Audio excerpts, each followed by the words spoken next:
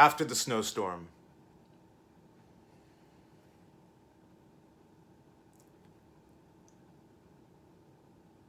After the snowstorm, some cars in the Bronx will push their faces up against the rising snowbanks like lifeless butterflies in glass displays.